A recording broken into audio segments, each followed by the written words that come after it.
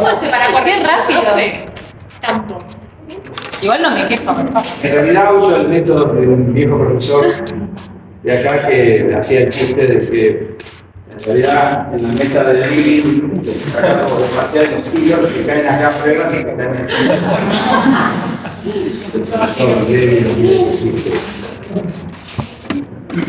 Ok, pero veo que todavía se ríe. Todavía tiene la esperanza de que los 1700 que le dio el arbolito. Por favor.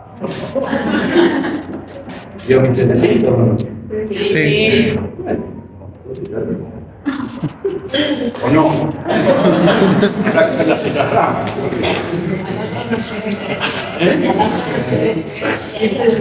¿A 1700? Bueno, era más importante porque era más fácil esa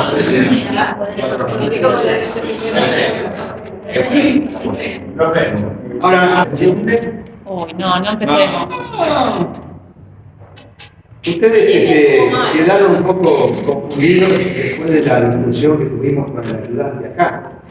El ayudante, con un criterio muy riguroso, decía que había que cumplir con los límites inferiores y superiores. Ellos ustedes compraron, y bueno, entonces a algunos se les hizo más fácil, a otros se les hizo más difícil, ¿verdad?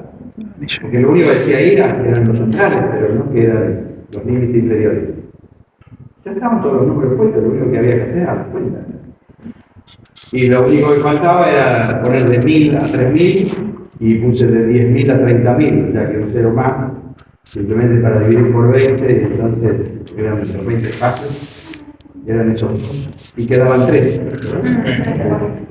3 opciones, y las 3 opciones obviamente se eliminaban las columnas que tenían alguna dificultad con esto de, yo no sé qué es rural o qué es urbano. Bueno, se supone que si es rural es porque hay mucha gente y si es urbano es porque hay mucha gente.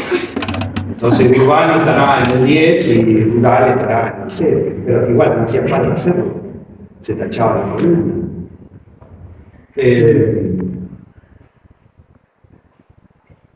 Pero no está, yo creo. Veo un bonito.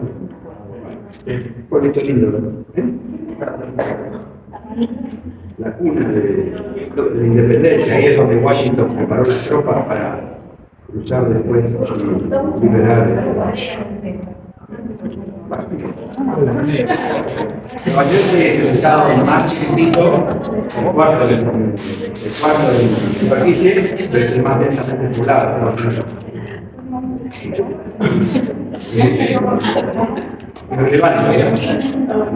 Bueno, pero tiene que ver con el tema de hoy, ¿no? Ok, bueno, y después lo que me sorprende siempre es que no tengan idea de lo que significa tener algo asegurado. ¿Asegurado? No tengo nada. Entonces, si No lo soy tengo asegurado propietaria de nada. y lo pierdo, me lo pagan, sí, si tenés bien para la prima. Bueno, depende de la compañía de seguro. Hay un seguro de 80 y... Está bien, con un previo juicio, algo asegurado, no sé, voy a sacar un doctor riesgo y recuperar la franquicia del que te chocó. Pero digamos, el conocimiento de la matriz incremental, que si me lo roban o no me lo roban, no importa, porque siempre pago la prima. Menos 30 lo tengo. Y si no lo tengo asegurado, me lo roban, pierdo el valor del auto. Y si no me lo roban y no pago la prima, cero, no perdí nada.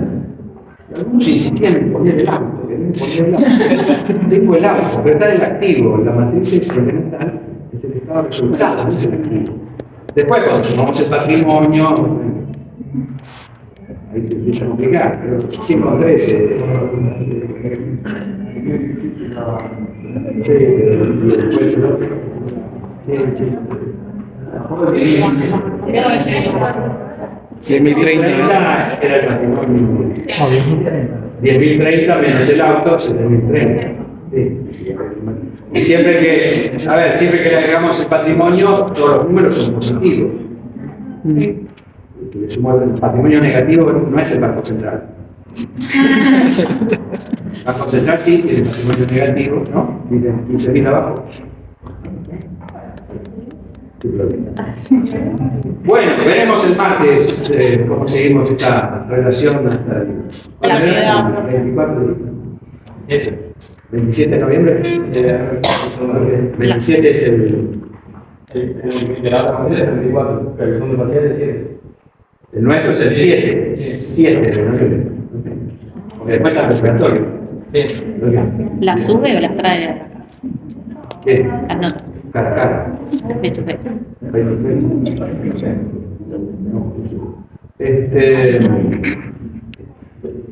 ¿Qué más? Y como de costumbre, lo llamativo es que desperdicien 20 puntos sobre 60, que 20 sobre 60 es un montón. Arriba de la teoría. Cantidad de exámenes con la teoría. Les gusta ser peligroso con los puntos. Bueno, ahora arrancamos la segunda parte. No es que los profesores de teoría de decisión seamos malos y que la segunda parte sea peor que la primera, pero lamentablemente muchas de las cosas que vamos a ver en la segunda parte están basadas en lo que vimos en la primera. Por lo cual, alguna reminiscencia de una matriz, alguna reminiscencia de algunas cuestiones que hemos visto en la primera parte aparecen. ¿Sí? Entonces,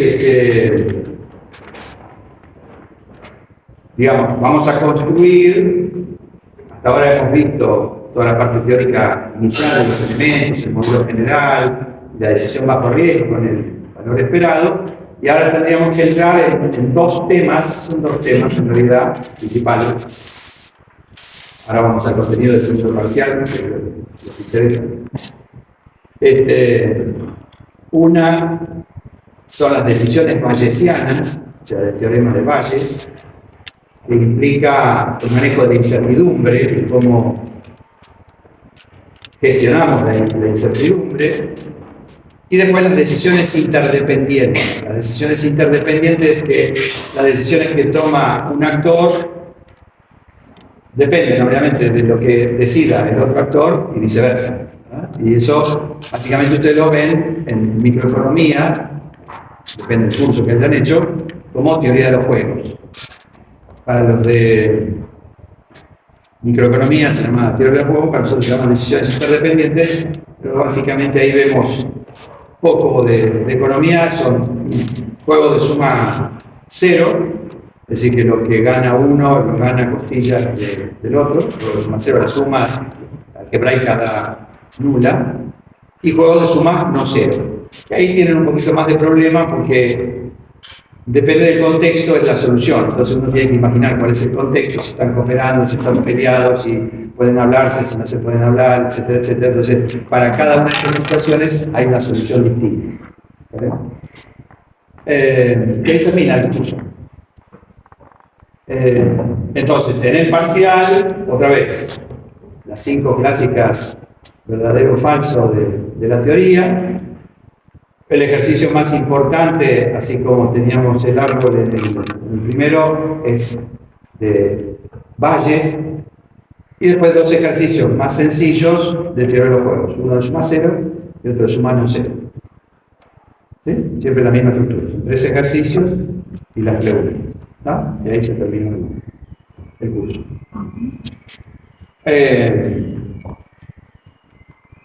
¿Cuál sería el propósito de esto? Y bueno, que ustedes por lo menos se lleven alguna idea de que cada vez que tengan que tomar alguna decisión, que suene alguna campanita por ahí atrás, que si no tienen que considerar algún otro elemento, alguna otra variable, alguna otra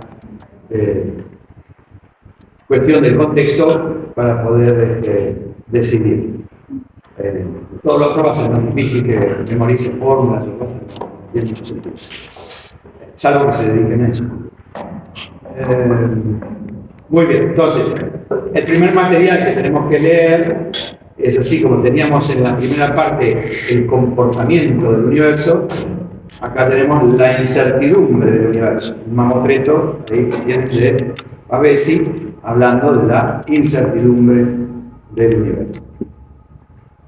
Otra vez, el universo entendemos el contexto, el mundo, mundo válido siempre es el mundo percibido, ¿no? Entonces, en ese mundo donde hay incertidumbre para mí, no hay incertidumbre para ustedes. Yo ya, el lunes a la noche ya no tengo más incertidumbre, pero de las normas, porque ustedes hasta el martes, a las 19, van a seguir con incertidumbre, ¿no? ¿Cuál será el estado de la norma? Así que vamos a ver ahora rápidamente esta introducción. Hay dos temitas ahí que están relacionados con incertidumbre. Uno es el análisis de sensitividad, no sé si lo habrán visto en alguna materia anterior.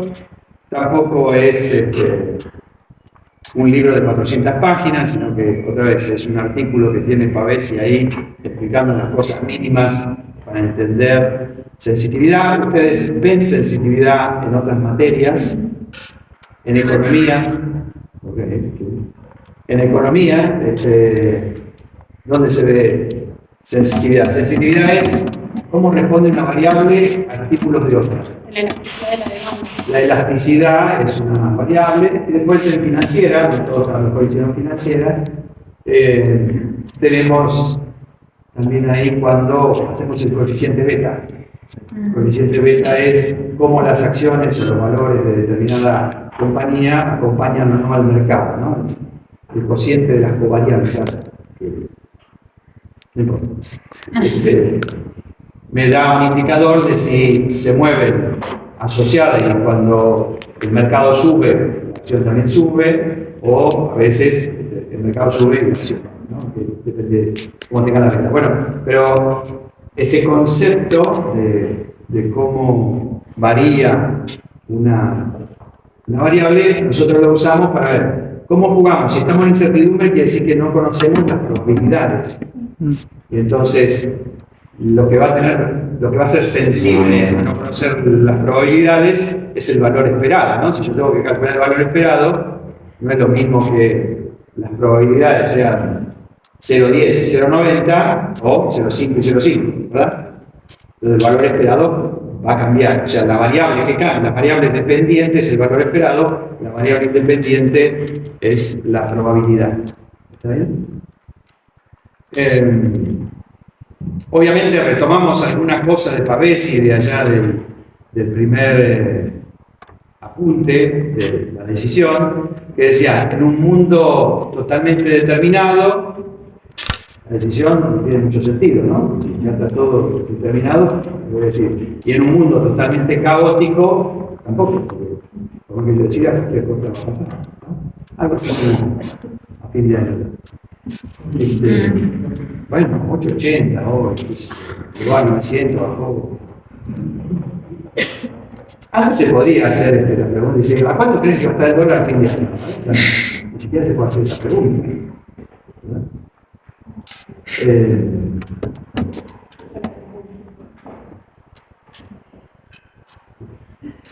Entonces, miramos un poquito esto de incertidumbre, algunos conceptos teóricos para que ustedes tengan la guía de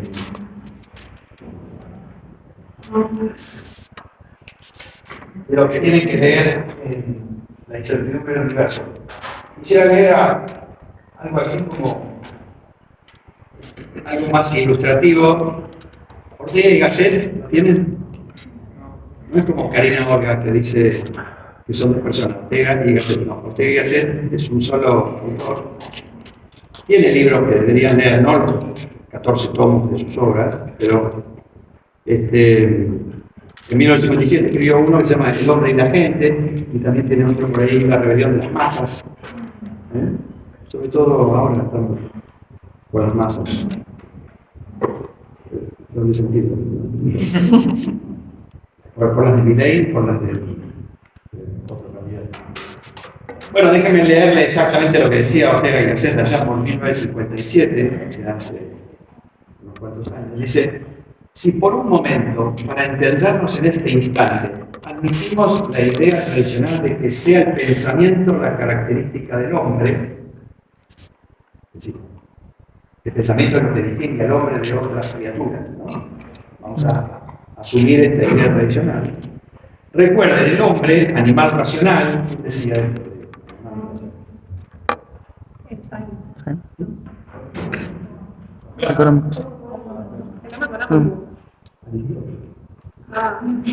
El animal racional, esto estoy un poquito más atrás. Después hay otros antropólogos que han definido que no es el pensamiento lo que caracteriza al hombre, sino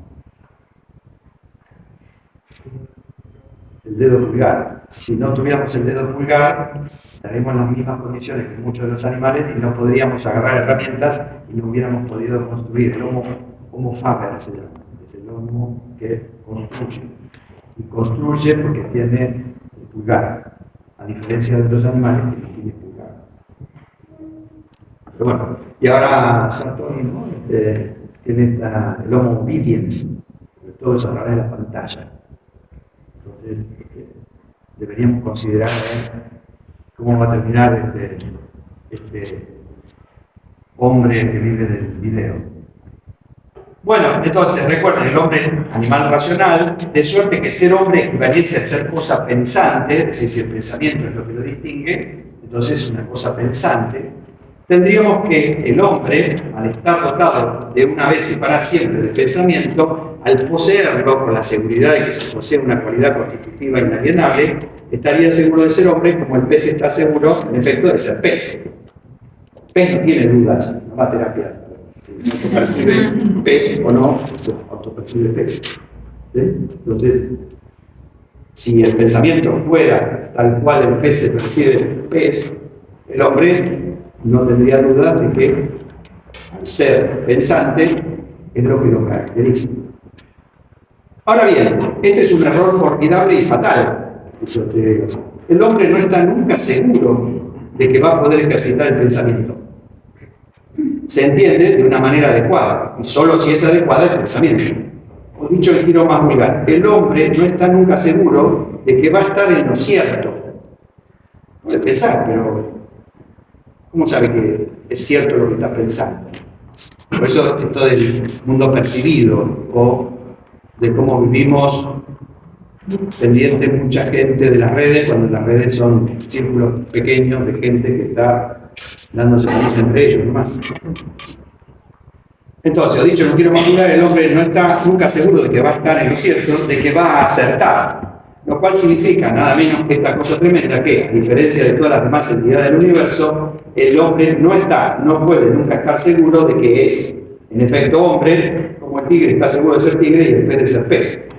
Entonces, si yo no puedo ejercer mi cualidad constitutiva de pensamiento, porque nunca voy a acertar, no podría estar considerando que soy la cosa, ¿no? La condición del hombre es, pues, incertidumbre sustancial. Por eso está también aquel mote de solo me es seguro lo inseguro e incierto, ¿no? Y también Franklin decía que había solamente dos cosas ciertas. ¿Cuál era? La muerte y los impuestos. Muy bien. Ahí está conociendo a Joe Black, que está haciendo de muerte y de inspector de la IRS. Bueno, acá continúa, dice, porque si entendemos la expresión homo sapiens, de buena fe solo puede significarnos que el hombre en efecto sabe, es decir, que sabe todo lo que necesita saber. Ahora bien, nada más lejos de la realidad, jamás el hombre ha sabido lo que necesitaba saber, pues si entendemos homo sapiens en el sentido de que el hombre sabe algunas cosas, muy pocas, pero ignora el resto, es decir, es más lo que ignoramos que lo que sabemos. Como este resto es enorme, parecería más oportuno definirlo como el homo insciens o incipiens, el hombre ignorante, en el sentido de que ignora más de lo que sabe, no ignorante en el sentido peyorativo. Y de cierto, si no fuésemos tan a la carrera, podríamos ver la cordura con que Platón define al hombre precisamente por su ignorancia. Esta es, en efecto, el privilegio del hombre. Ni Dios ni la bestia ignora. Aquel porque posee todo el saber, y esta porque no lo da al menester, no lo necesita. ¿Tá? Pero entonces, esta definición sigue, obviamente el libro, me llevó a mí a buscar algunas alguna información, no sé si lo comentamos, quizás con los chicos de dirección general al principio. Internet tiene 5 millones de terabytes. 5 millones de terabytes. Google solo indexó 200 terabytes, es decir, solo el 0,04% de la información. Quizás ahora estos datos, con inteligencia artificial, el lenguaje masivos, ChatGPT y demás, puede ser que haya mejorado, pero la realidad es que no toda la información que está en Internet está indexada. El cerebro tiene 100.000 millones de neuronas y una capacidad máxima de almacenaje entre 10 y 100 teras.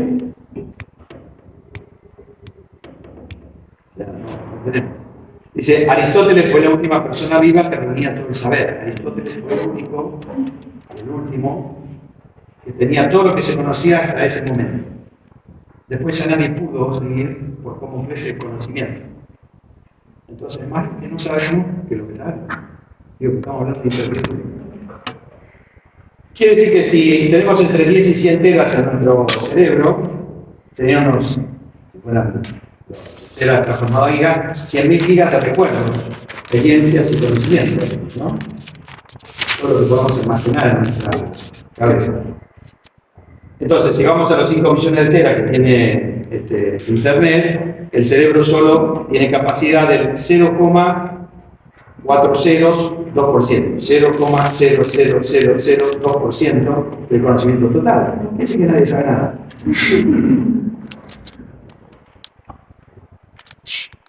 El problema no sería, digamos, la capacidad de almacenamiento, o si conocemos o no conocemos, o cuánta información podríamos almacenar en nuestro disco rígido. Un señor que se llama Fuller dice que el conocimiento, si tomáramos el año 1 después de Cristo como la base de lo que se conocía en ese momento, le tomó 1500 años duplicarlo. Es decir, si partimos de la base del año 1, que era 1 el conocimiento, 1500 años después eran 2. Le llevó 1500 años duplicarlo. Pasar de 2 a 4 le llevó 250 años. Así en 1900 la humanidad había producido 8 veces más conocimiento que en el año 1. 1945 se duplicaba cada 25, 1975 cada 12, y actualmente cada 2 años se duplica. El conocimiento existente se duplica cada 2 años. No podemos, ¿verdad? Por eso es la incertidumbre. Y por eso la incertidumbre a la que nos referimos es a la incertidumbre subjetiva de cada persona. ¿Está bien? En cada uno de nuestros discos rígidos almacenamos cosas a lo largo del tiempo, en algunos casos, algunos más relacionados con un tema, menos relacionados con un tema, pero es distinta la información que tenemos acá. Otros autores de la Universidad de Berkeley, Nieman y Varian, dicen que entre 1999 y 2002 creció el 30% cada año y se produjeron entre 1 y 2 exabytes de información. El exabyte son 1.000 millones de gigas. O sea que se produjeron de 1 a 2 exabytes y cada exabyte son 1.000 millones de gigabytes. Cada persona en la Tierra genera 1,7 megas de datos por segundo. Cada persona en la Tierra genera, en promedio, ¿no? Algunos generan más, otros generan menos. 1,7 megabytes de datos por segundo al subir una foto, al mandar un mensajito. Siempre dejamos alguna huella en todo esto, ¿verdad? Y se va acumulando. Bueno, entonces cuando nosotros en realidad estamos hablando de estas cuestiones de información, a lo que nos referimos es que hay una infodemia. ¿Y cómo saber si esa no es una pandemia, es una infodemia? ¿Cómo saber si todo eso que se produce es verdadero? Y ahí entran las fake news, y entra un montón de cuestiones que tienen que ver con lo que nosotros encontramos o no en Internet. Y algunas se suben con una fuente confiable, chequeada por varias fuentes, y ahora, peor todavía, con la inteligencia artificial, aparece el Papa como el gordito de Michelin, ¿no? Volviendo con una campera inflada así, o a lo mejor aparece algún jefe de gabinete en alguna situación que en realidad una inteligencia artificial no es el verdadero, es decir, yo no soy ¿no? Habría que ver si lo confirmo o no. Pero entonces esta infodemia es lo que nos produce toda esta situación y que tenemos que estar muy alertas para saber qué estamos leyendo y cuáles son las fuentes. Ok. Hasta ahí como introducción filosófica, si ustedes quieren, o como para salir un poco de ciencias económicas para que no se queden con la cosa tan chiquita de la materia.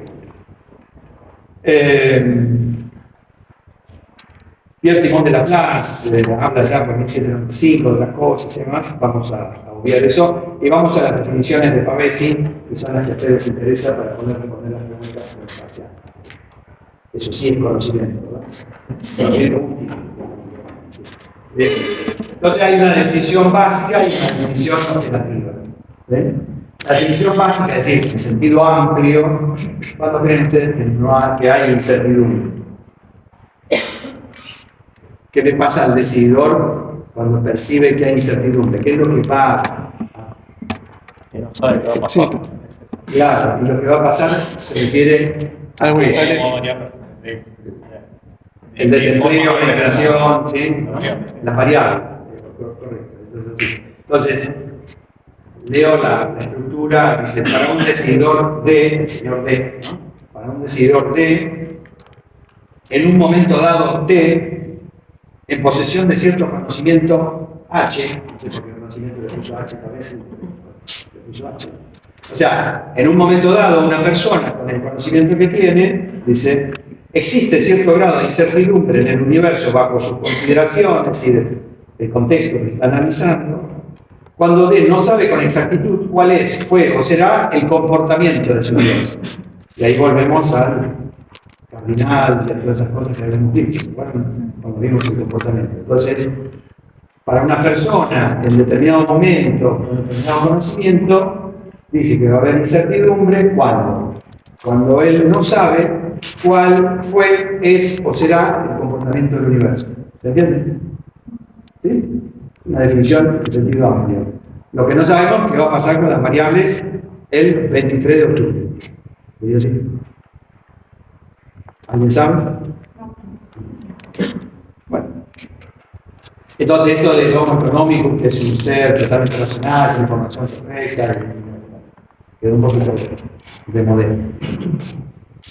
La definición operativa, dice, o en sentido restringido, si ustedes quieren, vuelve a repetir, ¿no? Un señor D, en un momento T, un cierto conocimiento H, existe cierto grado de incertidumbre en el universo bajo su consideración cuando D percibe que ese universo tiene más de un comportamiento posible. Cuando percibe, claro, que no está certeza. En las matrices que nosotros vemos, si hay una sola columna, bueno, ya está, ¿sí? Ahí estamos certeza. Pero ya ni bien me aparece una segunda columna, ¿sí? No sabe cuál va a ser el comportamiento, se va a dar el E1 o el E2. ¿Está bien? No lo sabemos. Pero es más de una, o sea, Claro, porque uno está en certeza. Si solamente una cosa puede pasar, está en certeza. Sabemos que la certeza no existe. Ustedes tienen que lograr que yo llegue a 7 de diciembre. Vivo y después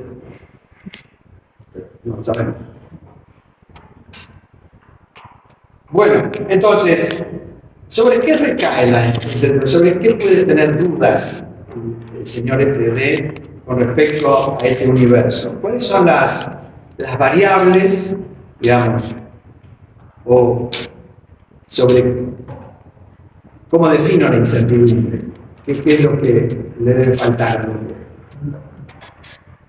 ¿Sobre qué recae la incertidumbre? ¿Qué es lo que no conoce? Una, la probabilidad que en realidad la llamamos la propensión a suceder. No conoce la propensión a suceder, que habitualmente en riesgo la medimos con la probabilidad. Pero lo que no conoce es la propensión a suceder. Muy bien. El siguiente nivel, ¿qué puede ser que no conozca? ¿Qué comportamiento va a tener? ¿Eh? ¿Qué comportamiento va a tener? ¿Cuántos estados? ¿Cuántos estados? Los estados. No conoce las profesiones a su ser de los estados que sí conoce, o directamente no conoce cuántos estados puede tener esa variable. ¿Y la peor? ¿Cuál sería? No conocer la variable. No conocer la variable. Yo siempre refiero esto, creo que lo mencionamos cuando vimos la primera parte, el 13 de marzo del 2020, ¿no? Viernes 13 de marzo. Y a partir del lunes, 40 y digo, la sensación de incertidumbre, ¿no? Si uno quiere, más allá de que nosotros estamos más acostumbrados a ese tipo de sorpresas por parte de las autoridades en nuestro país y la cultura que tenemos, ¿no? Que uno está el semáforo verde, pero igual tiene que frenar porque seguro que pasa alguno que no respeta el semáforo, entonces no podés avanzar con el semáforo verde. O sea, el cartel de pare, asegurarnos de que el cartel de pare, ¿qué significa? ¿Qué pare? No, hay que detener el auto, poner punto muerto y volver a poner primero. Pare es detenerse, no pisar el freno y seguir. O acelerar. O acelerar, claro, sí, si no invita a nadie, ¿qué pasa? ¿Está bien? En Estados Unidos, si ustedes tienen dos calles de doble mano y hay autos que tienen que pasar de las dos manos y de las dos manos y no hay semáforo, empiezan a pasar de a uno en el sentido de las agujas del reloj. ¿Sí? Van pasando uno. No es como el 132 que queda cruzado en una ría. Cruzás y podés. ¿No? Por cruzar no cruzan. Ellos piensan que el colectivo termina en el asiento de ellos. ¿No? Como que es cortito el colectivo. Lo que tienen muelle, peor. No sé cómo existe todavía. Bueno. Pero entonces, la mayor cantidad de situaciones que se dan en nuestra vida son de incertidumbre. El estado natural del mundo es de incertidumbre. Nosotros jugamos con la certeza para poder vivir. ¿Sí? Ya les dije, ¿no? A ver, estaba llegando acá, menos mal que llegaste. La señora de abajo se le tapó un caño y tenés inundado el departamento. Claro, uno piensa que va a volver a su departamento y que va a estar seco. No, 5 centímetros de agua en todo el departamento. A veces los departamentos no están secos.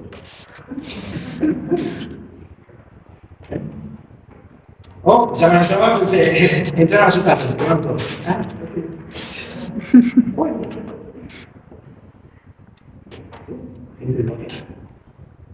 El año pasado, volvía de hacerme un electrocardiograma de chequeo de rutina. Estaba parado ahí en Juan del Justo y me cayó una explosión. Y un señor obeso metiéndose por el vidrio de atrás de mi auto, tratando de sacar lo que yo tenía en el asiento de atrás. Claro, uno cree que va a tener la ventanilla entera, y que nadie va a entrar en la ventanilla. Pero a veces, si uno está parado en el semáforo, un señor que se baja de atrás de una moto, rompe el vidrio y trata de que uno lo lleve de pasajero. Uno cree que las ventanillas van a estar intactas todo el tiempo. No, es así. Uno puede estar hablando en Callao y Córdoba tranquilamente, porque sonó el teléfono y hace así, cuando de repente pasa la bicicleta y ya no tenés nada de nada. ¿No? El mundo no es certeza. Puede pasar. ¿Pero qué pasa? Con el auto. El señor Greco se llevó las... Casi no entraba, la verdad. Debería dedicarse, hubiera dejado el chofer de la moto. Era más flaquito. No sé qué habrán visto, ellos habrán pensado que yo llevaba... Claro, pero eran las del supermercado que estaban vacías porque no las puse en el baúl, porque de la cochera, si no la tapa del baúl, golpeaba ahí la parte. Entonces yo fui acá, las tiré ahí atrás, en el asiento de atrás, Y eso se ve que llamó la atención de que eran unas lindas bolsas con Mickey. A lo mejor necesitaban una bolsa con Mickey. No sé, 25 lucas después, que fue el arreglo de la ventanilla, no compro más con Mickey.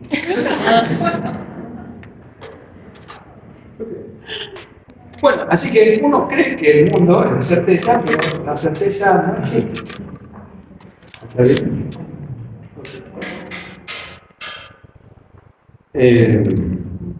Yo pensé que la pandemia le iba a pasar tranquila y mi señora dice, salgo un ratito. Bueno, ¿dónde vas? No pueden salir, que no hay permiso. No, tengo el permiso. Volvió a conectar. Tengo que hacer el perro. Uno cree que su vida va a ser tranquila, que no va a mojarse con el perro, con la bolsita. Se va acomodando al mundo. ¿Cómo se va a comportar la mañana? Encima tiene síndrome de... ¿El perro? Sí, como de hiperapego. Pegado todo el día. Sí, sí. Lo puede traer hasta el día. Es que en algún momento no va a quedar. He hecho muchas reuniones por Zoom para poder trabajar. No tendría que plantar los patas. Bueno. Muy bien, entonces, volviendo a esto, la incertidumbre recae sobre la propensión a suceder, sobre los estados o sobre las variables de probabilidad de conocer la mañana. Ahí Fabrici hace un cuadro más complicado que yo voy a hacer acá, pero se dice 1, variables y estados conocidos. ¿Qué quiere decir? Si las variables y los estados son conocidos, ¿qué es lo que no conozco? La propensión. La propensión a suceder, no diga más probabilidad, la propensión a suceder. Porque si estamos en incertidumbre, si ustedes hablan de probabilidades, implica que estoy en riesgo. Es medio confuso, pero no importa. Después lo vemos. Digo, después uno tiene que asignarle probabilidades para poder trabajar de alguna manera, pero la idea es que no sé la propensión a suceder y como no sé la propensión a suceder, no la puedo medir. La probabilidad es la medida de esa propensión a suceder. ¿Está bien? Entonces acá dice conocimiento, una situación es conocimiento total de la propensión a suceder. Esto no es que escribo mal la palabra paz, sino que es la abreviatura de propensión a suceder. Si hay un solo estado posible, acá, un solo estado, ¿cómo se llamará esta situación? Muy bien.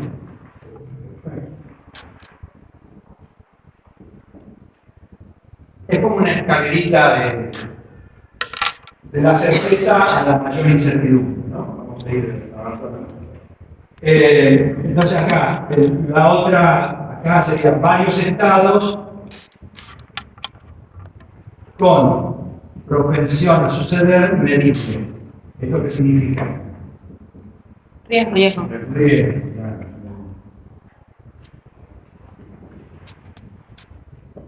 Él lo llama por ahí casi certeza también. Muy creativo. Muy bien. Ahora vamos al conocimiento parcial de la propiedad. Este era el conocimiento total.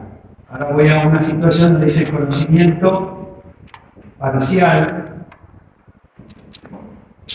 de la propensión a suceder.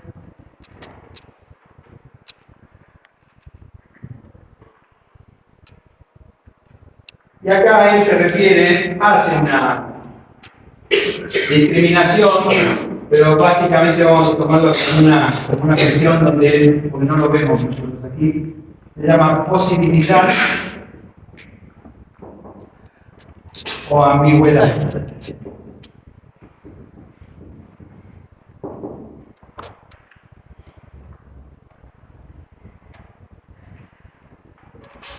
Es decir, sobre una misma variable puedo tener distintos grados de conocimiento de la propensión a suceder. Para un estado sí, para otro estado no.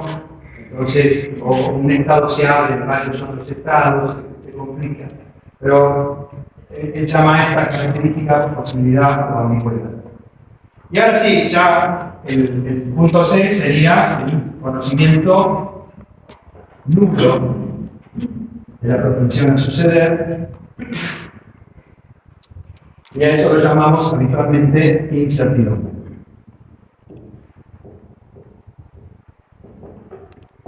Ahora, fíjense, simplemente hicimos el primer caso, donde dice variables y estados conocidos. O sea, toda esta disposición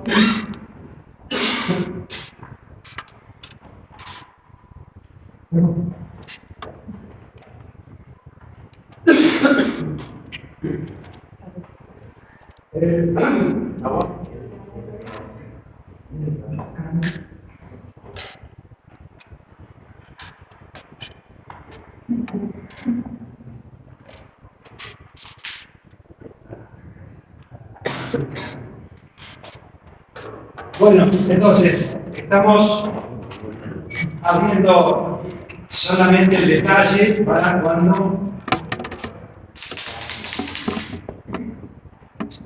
estamos acá, a veces estamos conocidos. Vamos a todos.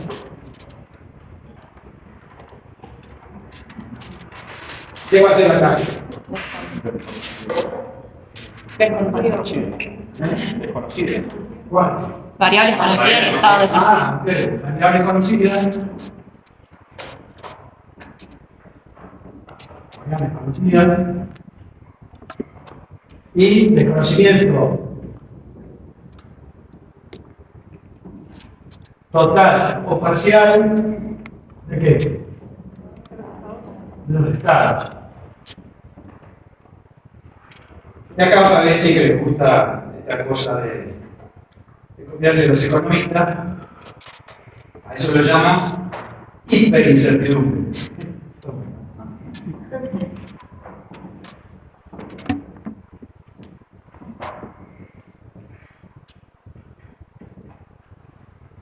Pero, para ser más que los economistas, tenemos un tercer caso, que ¿cuál sería? Variables desconocidas. Variables desconocidas. El tercero sería las variables. Ni siquiera conozco las variables.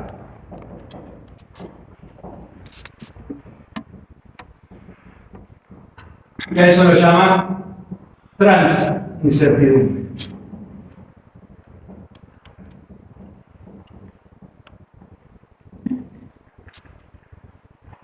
Muchas veces a estos estados se los llama ya como de ignorancia. La ignorancia está ahí porque ignoro cuáles son las variables o los estados. ¿Está bien? Entonces, esto se resuelve en realidad con estrategia.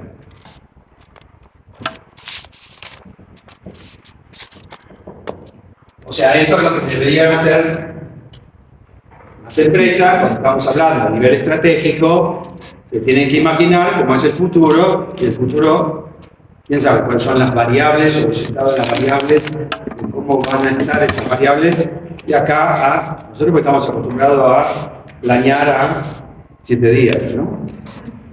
Pero si queremos planear a 50 años, como la India, o a más largo plazo, en otros países, deberíamos poder tener alguna idea de cómo pensar el futuro.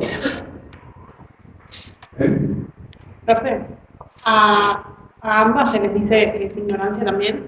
Ahí. Sí, sí, es el nivel de la ignorancia. El nivel por eso muchas veces cuando ustedes ven la clasificación que decíamos al principio, ¿no? de los niveles, mucha gente dice, acá está la certeza, acá está el riesgo y acá está la incertidumbre. En realidad, si quisiéramos ser justos, acá debería estar la ignorancia y acá el riesgo y la incertidumbre. O sea, hasta acá, hasta la incertidumbre esta, estaríamos hablando de este nivel. Mientras que ya cuando estamos acá arriba, el nivel político, ¿no? Entonces ahí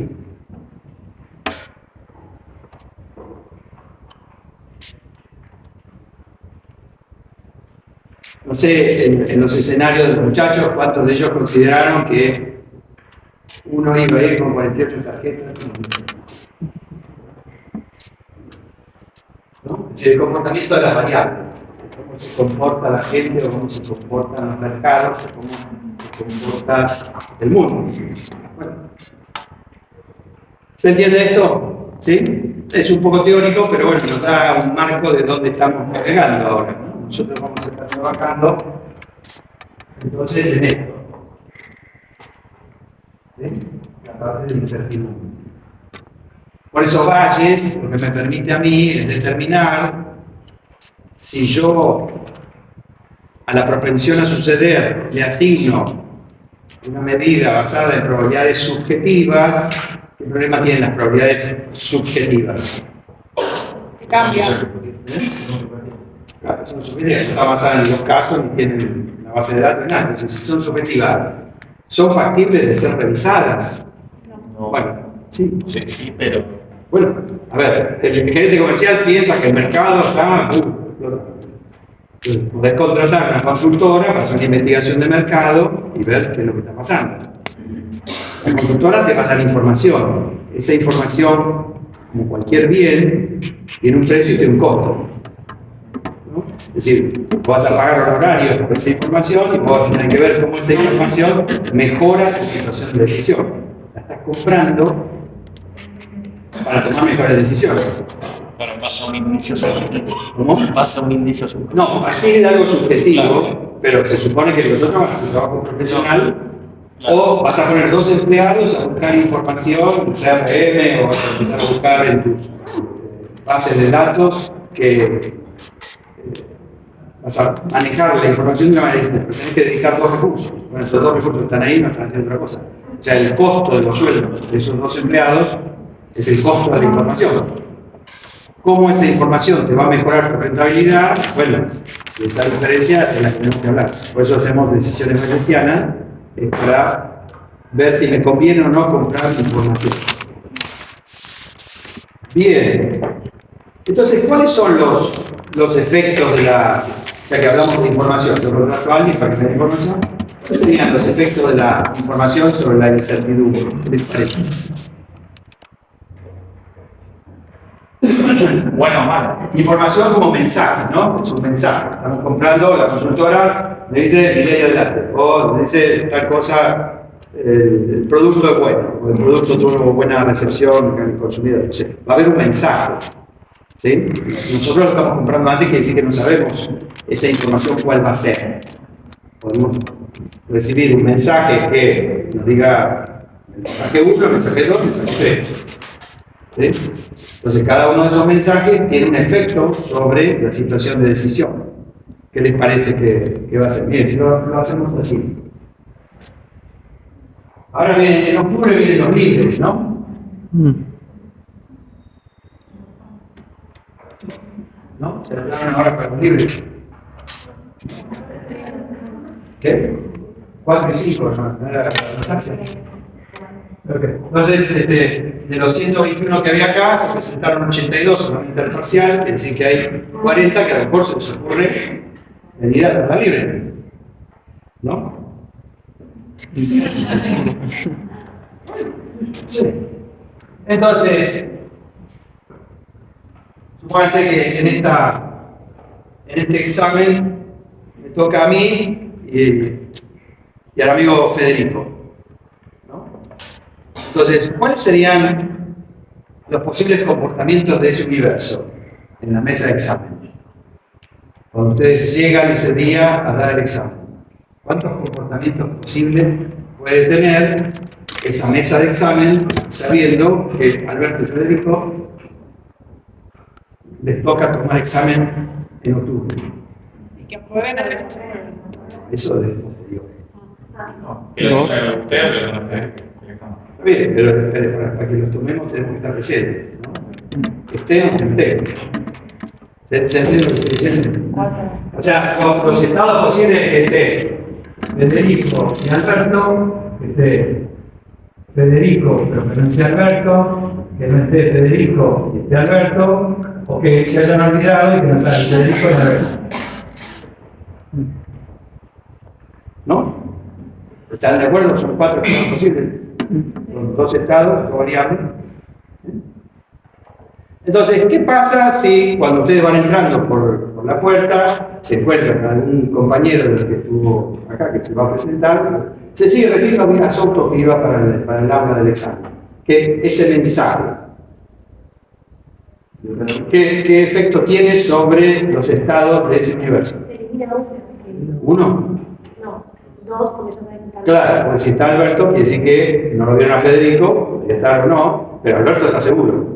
Quiere decir que lo que está ausente, Alberto ausente, este se va, este se va. ¿No? Quiere decir que ese mensaje, ¿qué hizo con la cantidad de estados de ese universo? Lo redujo. Entonces de ahí es cuando a veces ustedes dicen la información es lo que reduce la incertidumbre. Ese mensaje redujo la incertidumbre. Ahora, ¿qué pasa si el mensaje dice, lo vi al profesor Abenburg, que iba para el aula, que es el jefe de cátedra? No sabía, ¿no? ¿Qué pasa con los comportamientos de ese universo? Ah, y entonces ahora, ¿cuántos comportamientos tiene? 8, 2 al cubo. Los estados presente o ausente, y ahora son 3 variables. Federico, Roberto y Daniel. Entonces, no siempre los mensajes reducen la incertidumbre. Acá hay una pequeña trampita, porque lo que hemos hecho es agregar una variable. Entonces, es verdad que la incertidumbre se reduce con la información siempre que sea un sistema cerrado. Si es un sistema cerrado, es verdad eso que le dicen por ahí en tecnología de información y demás, la información es todo lo que reduce la incertidumbre, como definición. Pero eso es válido solamente en sistemas cerrados, ¿no? En universos cerrados, porque entonces no puedo agregar ninguna variable. Ahora, si estamos en un universo abierto, un sistema abierto, donde se pueden agregar variables, la información puede disminuir, mantener o aumentar la incertidumbre. En promedio se dice que los mensajes en promedio la reducen, pero siempre va a haber un mensaje que la aumenta, un mensaje que la disminuye, un mensaje que la mantiene. ¿Se entiende esto? ¿Con ese ejemplo? ¿Sí? O sea que puede ser que algún mensaje, alguna información mantenga o aumente la incertidumbre. No necesariamente va a ser lo que reduzca.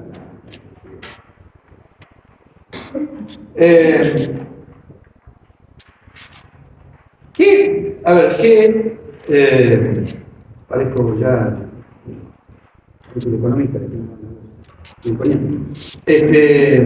¿qué relación tiene que haber entre el mensaje y el estado de la naturaleza? ¿Entiende? El mensaje que yo reciba al respecto de esas variables, ¿cómo tienen que ser las dos variables? ¿Cómo se llama en estadística el tema de relevancia? Correlacionado. Esto es sarampión, rubiola, varicela. Yo llevo al chico al médico, digo, doctor, mire, tiene unas pintitas acá, eso yo no sé. Entonces el mensaje del doctor es, su hijo está enfermo. Sí, doctor, ya sé. Que ese mensaje es un mensaje inútil. ¿Por qué? Porque no me discrimina cuál es el verdadero estado. ¿Sí? No me dice si es sarampión, rubiola o varicela. ¿Está bien? Entonces, el mensaje y la variable tienen que ser dependientes. No pueden ser independientes. ¿Verdad? Tiene que haber dependencia entre el mensaje, es decir, la investigación de mercado la tienen que hacer sobre los productos que nosotros queremos averiguar. No pueden hacer la investigación de mercado sobre otra cosa. Si no, me va a dar cualquier fruta. ¿Se entiende esto? Entonces, las variables tienen que ser dependientes para que el mensaje acarree información. Si no, eso sería un mensaje inútil, porque si me dice, el hijo está enfermo, ¿qué quiere decir? ¿Que tienen todo 100% de probabilidad? Sí, claro, algunas de las tres tienen. ¿Está bien? ¿Se entiende esto? Entonces, las variables tienen que ser dependientes. Bueno, ahí no. El mensaje tiene que ver con la variable o la variable que y a ver, lo que vos no conocés es la variable del estado. Lo que el mensaje te trae es información sobre esa variable. O sea que el estado va a depender de la información. ¿Está bien? ¿Sí? Ahora, si la persona considera que existe un solo estado de ese universo, ¿sí? La persona considera que existe un solo estado en ese universo y está convencida totalmente. ¿Cuál es el efecto de la información? Claro. O sea, no sirve Bayes o no sirve la información cuando alguien está convencido que el mundo es plano. Bueno, por más que le digamos, ¿no? Esto no es planito.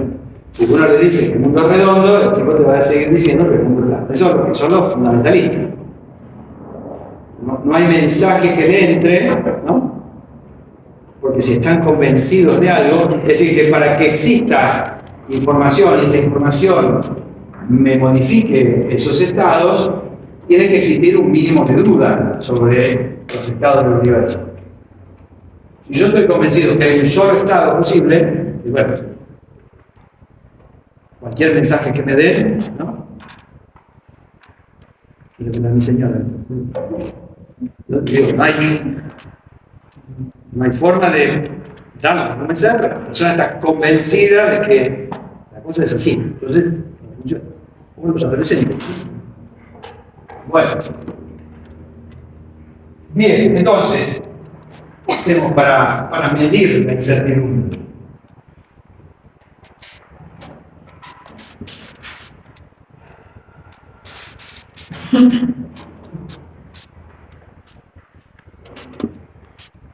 A ver, si ustedes me dicen, yo voy a usar solamente, este es el caso A, caso B, caso C. Acá vamos a poner el 1, el 2, el 1, el 2, el 3, el 4, el 1, el 2, el 3, el 4. Ya sí, todavía sin poner ninguna medida de la propensión a suceder. Si yo tengo esto, ¿dónde hay más incertidumbre? ¿En el caso A o en el caso B? En el B. ¿Por qué? Porque hay más comportamientos posibles, ¿no? Tenemos 4 estados posibles de esa variable. O sea que sin haber puesto las probabilidades, quiere decir que una buena medida de incertidumbre debería aumentar a medida que aumentan los estados. ¿Sí? ¿Se entiende esto? O sea que por más que yo le ponga acá medidas, si yo le pongo acá 0,5 y 0,5, acá le pongo 0,25, 0,25, 0,25, 0,25. En ambos casos hay X probabilidad, ¿verdad? Son improbables los estados, pero a mayor cantidad de estados, quiere decir que hay más incertidumbre. O sea que la incertidumbre crece con la cantidad de estados, como vimos cuando agregamos a la profesora Bermúdez en la mesa, ¿no? Había 2 variables, agregamos tercera, listo, hay más incertidumbre. Ahora, si yo pongo acá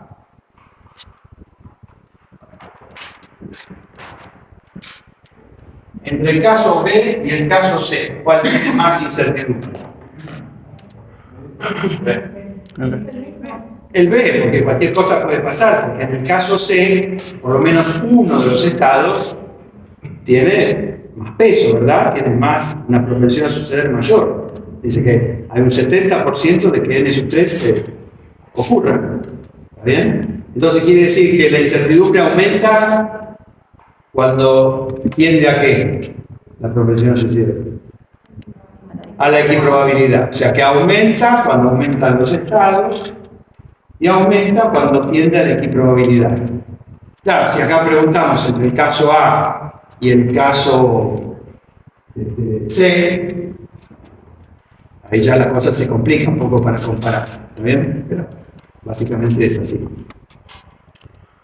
Ahora, este examen así intuitivo que ustedes, este análisis intuitivo que han hecho de la incertidumbre con respecto a estos 3 casos, ¿En qué caso usaron los resultados de la matriz? Porque esta es la cabecera de la matriz, ¿no? Acá abajo hay la matriz. Estamos usando la parte de arriba de la matriz. ¿Sí?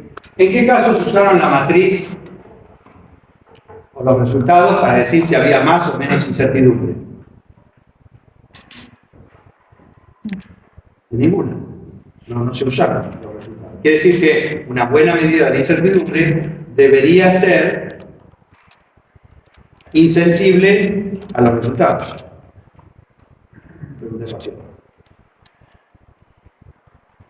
¿No? ¿Cómo es que la incertidumbre aumenta con la equiprobabilidad, aumenta con la cantidad de estados y es insensible a los resultados? Porque nunca lo puse. Claro, el profesor es medio maquiavélico y entonces les hace esta trampita. ¿Esos resultados sirven para algo? Sí. Claro, de certeza, porque pase lo que pase, igual.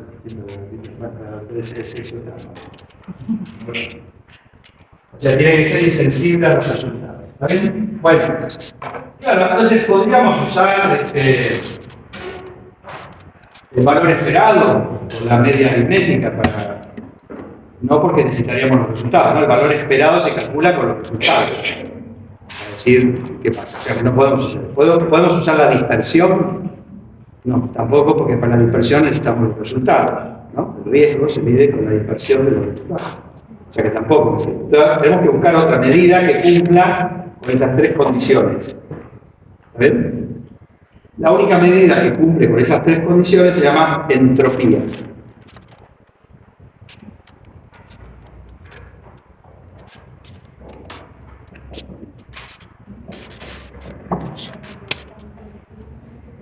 La entropía, a veces le gusta ponerle H.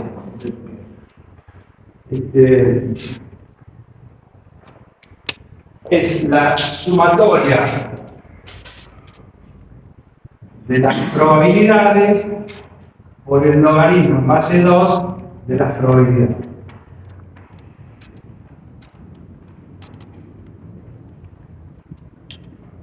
El logaritmo en base 2, para que los que no se acuerdan, el logaritmo en base 2 de un número es igual al logaritmo en base 10 del número dividido el logaritmo en base 10 de 2.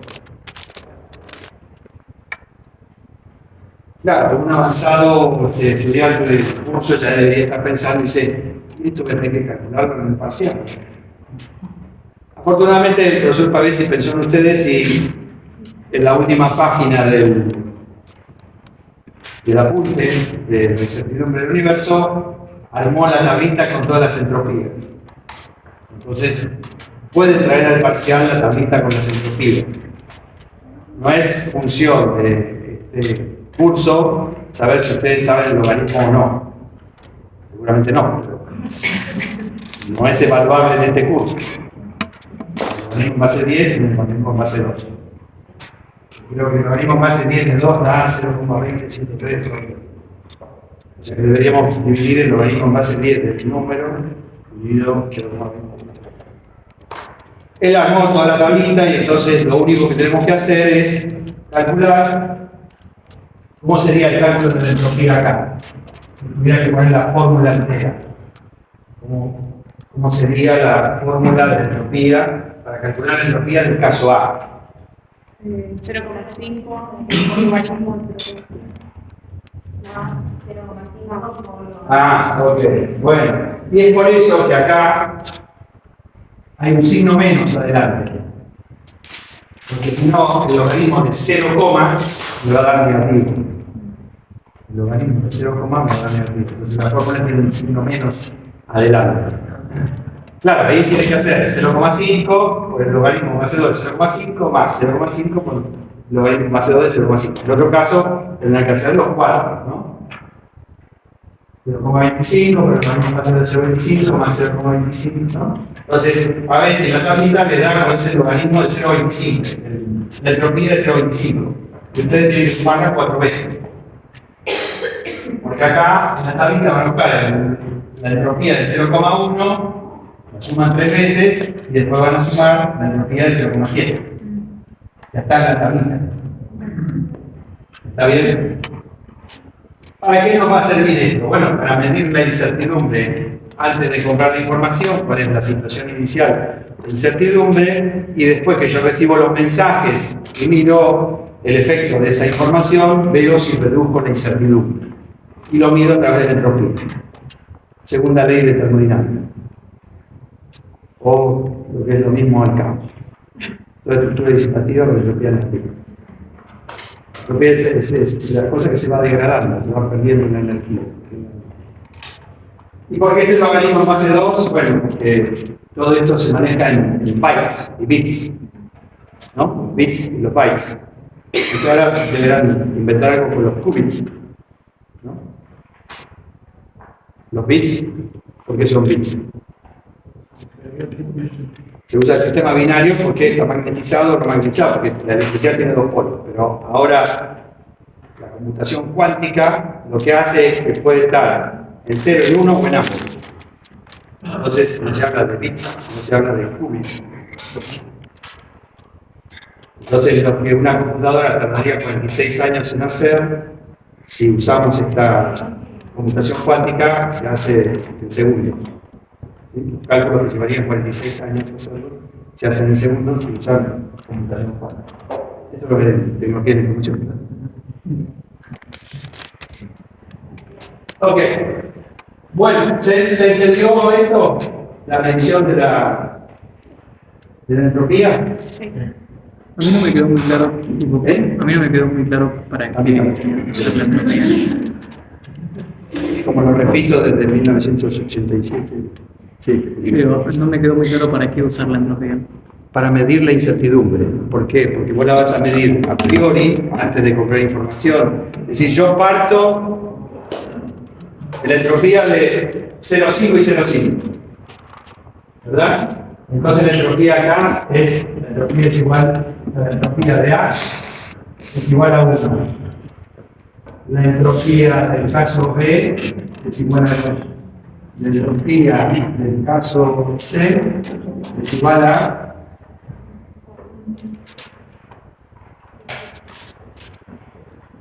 bueno, no toman el 55. Vos vas a medir entonces al principio de dónde partís. Vos partís de una entropía máxima. La entropía máxima, es decir, ¿cuál es el máximo de la entropía? El máximo de la entropía para 2 estados es 1. Porque no hay ninguna otra combinación de probabilidades que sea peor que si estás en equiprobabilidad, ¿verdad? ¿Cuál es el mínimo de la entropía?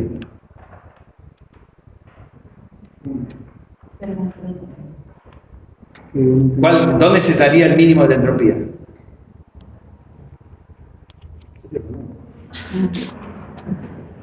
Con la certeza, claro, la certeza. ¿Y entonces cuánto va la entropía? 0. Con 2 estados, el máximo de la entropía es 1, porque con 2 estados no hay ningún otro nivel de entropía, no hay ningún otro nivel de incertidumbre más alto que el equiprobable. En el caso de 4, el máximo nivel de entropía es 2. El mínimo es 0, va de 0 a 2. Acá va de 0 a 1. Y este va también de 0 a 2, pero seguramente, como no es equiprobable, acá me va a dar 1,357. Va a estar entre 0 y 2. ¿Cómo sería el máximo de entropía en el programa? Para 2 estados, pregunta el paciente. ¿Cuál es el máximo de entropía? 2 estados. 4 es 2.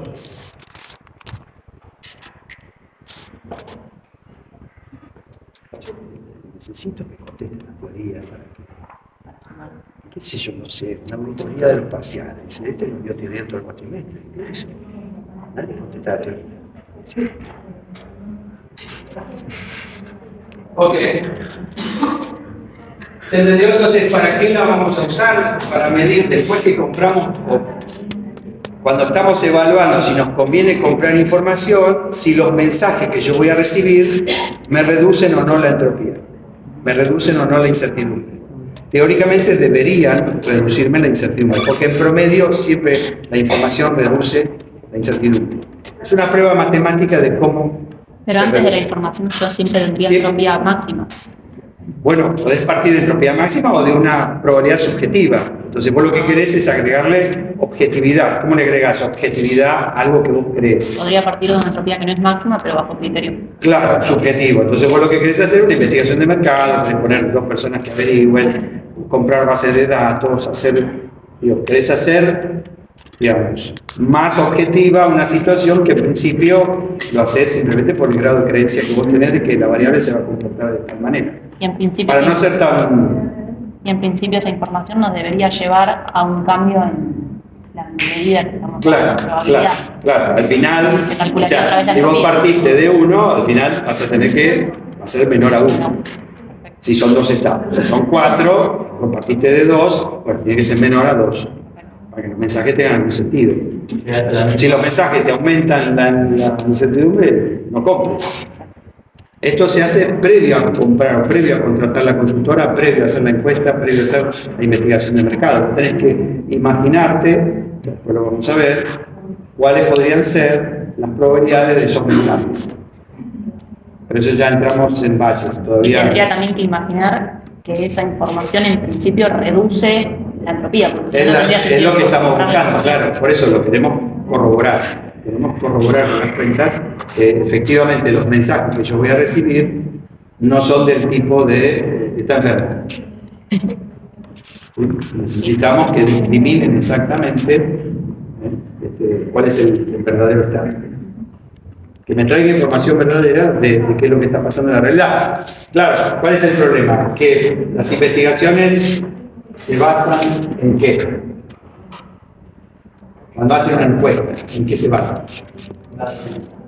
En opinión. En una muestra. ¿Cómo yo podría estar seguro de que eso es verdad? Bueno, Muestra representativa. claro, debería ser representativa, debería ser no caer en una muestra pequeña, en alguno de los ejemplos que hemos visto. ¿Y cuál sería el máximo que uno podría aspirar, que en realidad solamente se da el día de la votación?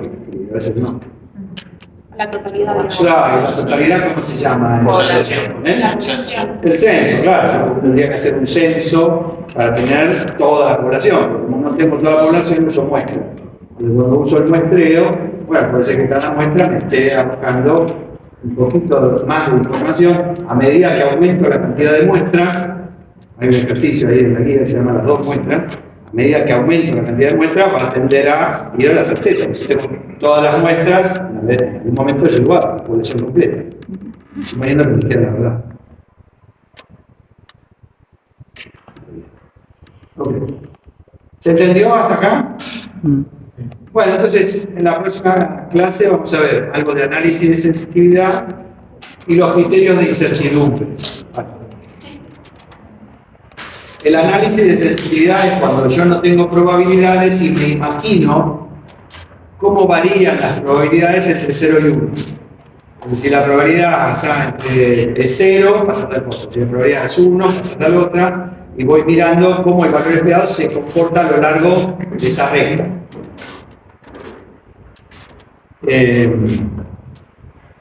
Y después vemos los criterios bajo incertidumbre.